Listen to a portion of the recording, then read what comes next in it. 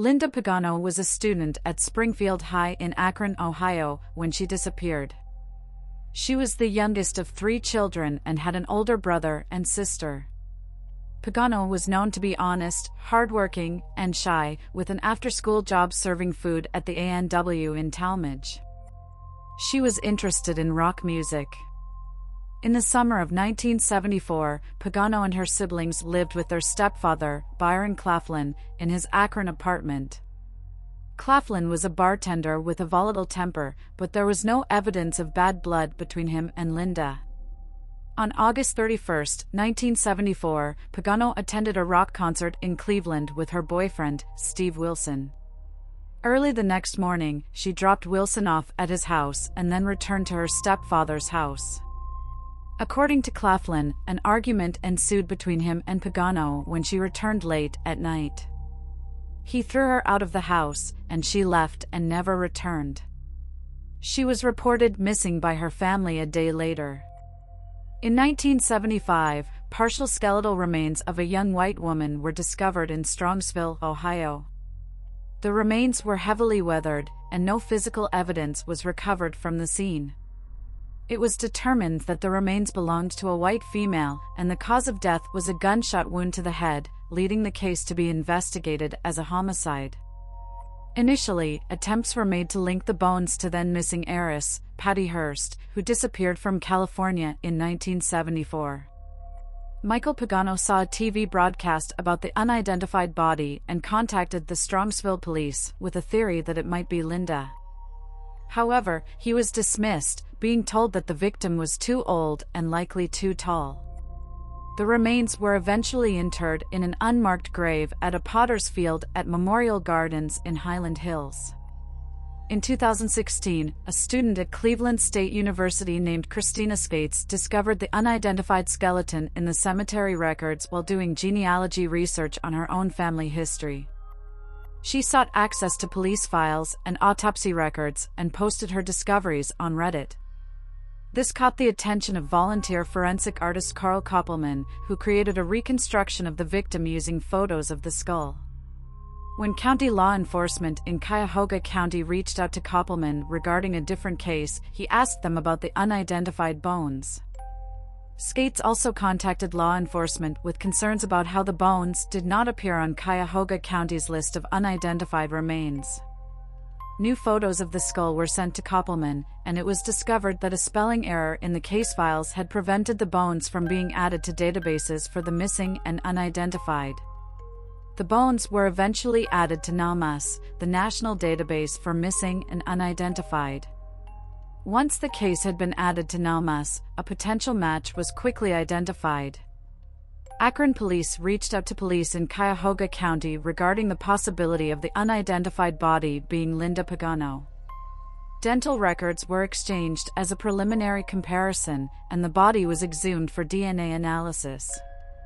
In late 2017, the samples were sent to the University of North Texas for mitochondrial DNA testing, and on June 29, 2018, the unidentified body was conclusively identified as Linda Pagano, 44 years after her disappearance. The Sumter County Does, also known as Jock Doe and Jane Doe, were previously unidentified murder victims found in Sumter County, South Carolina on August 9, 1976. It took 45 years to identify them, but on January 19, 2021, their identities were announced by the DNA Doe Project. The male victim, known as Jock Doe, was believed to be from French Canada. He had mentioned to someone he met that he had left his Canadian family with his girlfriend. He described his father as a well-known doctor, indicating a possible wealthy background. He had extensive dental work, including a unique type of root canal surgery, suggesting he may have received dental care outside the United States. He had a 4-inch appendectomy scar and various scars on his back and shoulders, indicating a history of participating in contact sports. He was found wearing faded Levi jeans, a red t-shirt promoting Coors beer and the Sebring races, and a yellow gold Bulova Accutron watch with a Twistoflex band. He also wore a 14-karat gold ring with a gray star sapphire stone engraved with the initials JPF. The female victim, Jane Doe, was younger than the male victim. She had reddish-brown shoulder-length hair, bluish-gray eyes, and two distinctive moles on the left side of her face near her mouth. She was clean and well-groomed, and her teeth had fillings in all of her back teeth. She was found wearing an unbleached white muslin blouse over a pink halter top, blue denim cutoff shorts, and Stride-Rite brand wedge-heeled sandals. She wore 3 distinctive rings, including one with a black oblong stone embedded with small turquoise chips. The murder weapon used in their deaths was believed to be a .357 caliber revolver. In 1977, Lonnie George Henry was arrested for driving while intoxicated and found to own a revolver of the same kind. The weapon was test-fired and proven to be the murder weapon, but Henry was not charged due to insufficient evidence. Various leads and speculations emerged over the years, including a potential connection to serial killer Henry Lee Lucas, but no concrete evidence linking anyone to the murders was found. The bodies of the Sumter County deaths were displayed in caskets at a local funeral home in the hope of identification. However, they were eventually interred in Bethel United Methodist Church Cemetery in Oswego, South Carolina, with grave markers reading male unknown and female unknown. In 2007, their bodies were exhumed for DNA testing, which confirmed they were not genetically related but resembled each other. In July 2019, the DNA Doe Project joined the efforts to identify the victims and successfully aided in their identification as Pamela Buckley and James Freund. James Freund was last seen in December 1975 in Lancaster, Pennsylvania, while Pamela Buckley, originally from Minnesota, was last seen in December 1975 in Colorado Springs, Colorado, where she was reported missing. Evelyn Colon, a formerly unidentified American teenager from New Jersey, met a tragic fate that captured national attention. On December 20, 1976, her dismembered body, along with her unborn daughter, was discovered in 3 suitcases in White Haven, Pennsylvania. The heinousness of the crime, her pregnancy at the time of her murder, and the prolonged period of being unidentified contributed to the notoriety of the case. In 2007, isotope analysis suggested that Evelyn Colon may have been an immigrant from a Central European country. However, in 2019, police considered the possibility that she was a runaway foster child from New York. Fortunately, investigators located the girl and confirmed that she was alive, ruling out that possibility. The gruesome details of Evelyn Colon's murder are chilling. She had been sexually assaulted, strangled, and shot in the neck by an unknown person. The body was then dismembered with a serrated blade, although the dismemberment was not described as haphazard but rather unlike that of a surgeon. Her nose, breasts, and ears were severed and have never been recovered. The gunshot wound was inflicted post-mortem. The 3 suitcases that contained her body and that of her unborn daughter were found near a bridge over the Lehigh River. It is believed that the killer intended for the suitcases to land in the water to minimize the chances of discovery. However, 2 suitcases landed in the woods, while the third, containing the head and fetus, was found on the riverbank.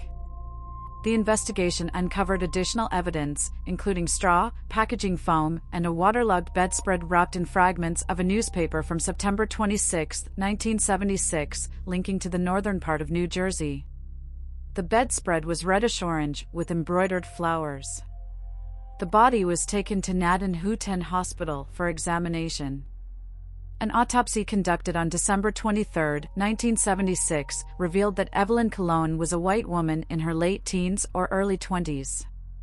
Distinctive markings on her body included a scar above one of her heels and 2 moles on her face, possibly developed during her pregnancy. Dental records indicated previous dental care, but severe tooth decay and a fractured incisor suggested a lack of recent dental attention. Forensic analysis, such as isotope testing, revealed that she likely moved to the United States from Europe before her teenage years. Initial anthropological examination suggested a potential origin from Serbia or Croatia. It was estimated that she had lived in the U.S. for 5 to 10 years, most likely in Tennessee or a neighboring state. The examination of her unborn child indicated that the gestation occurred while she was in the southeastern part of the country. Despite efforts to identify her, Evelyn Colon remained a mystery for many years. Her fingerprints and dental records were compared to missing persons reports across the United States and Canada, but no matches were found. The victim had a set of numbers written on her left palm, possibly self-written. The writing consisted of the letters WSR and a number combination. In 2019, a potential connection was made between Beth Doe and Madeleine Maggie Cruz, based on a tip from someone who attended school with Cruz and saw a resemblance to reconstructions of the victim. However, Cruz was confirmed to be alive and eliminated as a potential identity. The breakthrough in identifying Evelyn Colon came through familial DNA, leading investigators to her nephew, Luis Colon Jr. Her identity was officially revealed on March 31, 2021. She was 15 at the time she was allegedly murdered by then 19-year-old Luis Sierra. Sierra was subsequently charged with the victim's murder. At the time of his arrest, he was residing in Ozone Park, New York, and was 63. He was extradited back to Pennsylvania, and he first appeared in court on April 28. At the time of her murder, Colon, who was of Puerto Rican origin, was dating Sierra, the father of her unborn child, in Jersey City. Due to her pregnancy, Colon's parents recently had allowed her to move into an apartment with Sierra, who had also previously been the Colon's next-door neighbor. One day, Colon contacted her mother saying she was not feeling well and asking her to bring her soup, but when Colon's mother arrived, nobody was there. Neighbors told Colon's family that she and Sierra had moved away. In January 1977, the family received a letter in Spanish from Sierra, stamped from Connecticut, telling them Colon had given birth to a boy and not to worry, because she would contact them if she needed anything. Colon's family initially did not report her missing because, according to her brother Luis Colon, they thought she was safe with Sierra. After a few years of no contact, they attempted to report her disappearance, but due to the letter, police refused to file a report. By the time Colon was identified, her parents had both died. Colon was revealed to have distant family members living in Puerto Rico, and a GoFundMe campaign was organized by her family members in the mainland United States to get them to visit her gravesite. Gordon Edwin Sanderson, formerly known as Septic Tank Sam, Sam Doe, and Toefield John Doe, was a Canadian murder victim whose identity remained unknown until January 2021. His remains were discovered in 1977 in a septic tank located in Lindbrook, Alberta, approximately 13 kilometers west of Toefield. The investigation into his homicide is still ongoing. Sanderson was born on October 22, 1950, in Manitoba and belonged to the Indigenous community. He was a victim of the 60s scoop, a period when Indigenous children were removed from their families and placed in foster care. At the age of 9, Sanderson was placed in foster care, and throughout his life, he struggled with addictions and had frequent encounters with law enforcement. During the 1970s, Sanderson resided in Edmonton and had plans to visit his brother, Arthur, in Calgary. When Sanderson's body was found, he was wearing a blue Levi's shirt with snap buttons, a gray t-shirt, blue jeans, and imitation wallaby shoes. His decomposed remains were wrapped in a yellow bed sheet and bound with a nylon rope. A local couple discovered Sanderson while scavenging their abandoned property for a septic tank pump. They noticed his leg floating in the septic tank and promptly notified the Royal Canadian Mounted Police in Toefield. 2 officers arrived at the scene and spent an hour emptying the 1.8-meter deep tank using empty ice cream pails to recover Sanderson's body. An examination conducted by a medical examiner in Edmonton determined that Sanderson was of Caucasian descent. His bones and teeth indicated that he had suffered from an unspecified illness at the age of 5. Sanderson's cause of death was determined to be 2 gunshot wounds to the head and chest, although it is possible that additional gunshots did not reach his skeleton. Before his death, Sanderson had endured torture, including beatings, restraints, burns from a small butane torch and cigarettes, and sexual mutilation with a sharp object. The severity of the sexual mutilation initially made it difficult to identify Sanderson as male. The condition of the remains made it challenging to definitively determine the weapons used for the mutilation, although farm shears were suspected by the medical examiner. Following his death, Sanderson's body was covered in quicklime, likely in an attempt to expedite decomposition, although this had the opposite effect. Authorities suspected that Sanderson was not originally from Alberta but was likely employed as a migrant worker.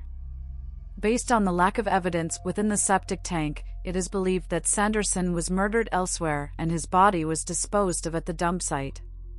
The viciousness of his killing suggested that the perpetrators were acquainted with Sanderson.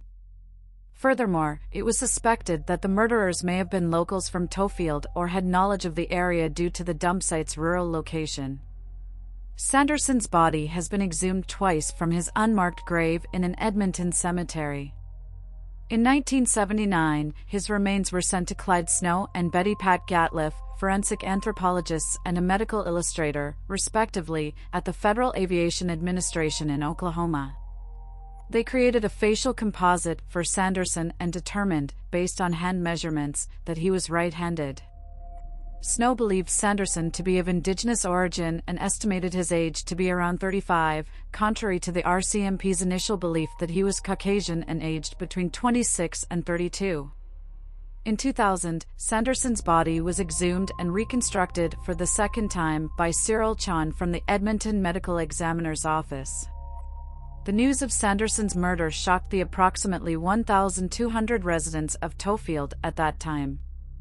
The community was horrified, and farmers even checked their own septic tanks for potential bodies, while business owners feared that the perpetrators might have been their regular customers.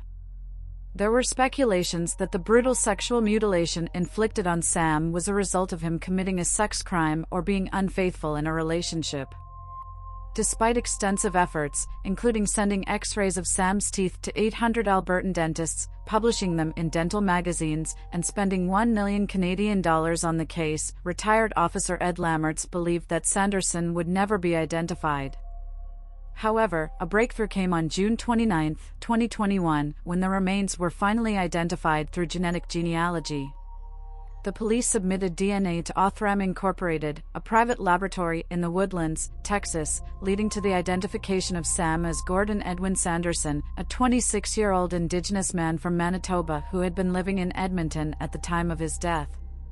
In a virtual press conference held on June 30, the Alberta RCMP publicly identified him.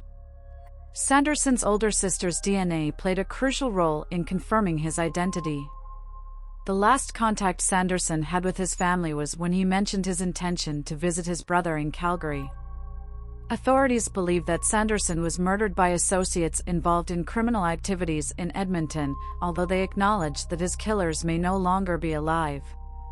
The case has now become an active homicide investigation, opening up the possibility of finding justice for Sanderson after all these years.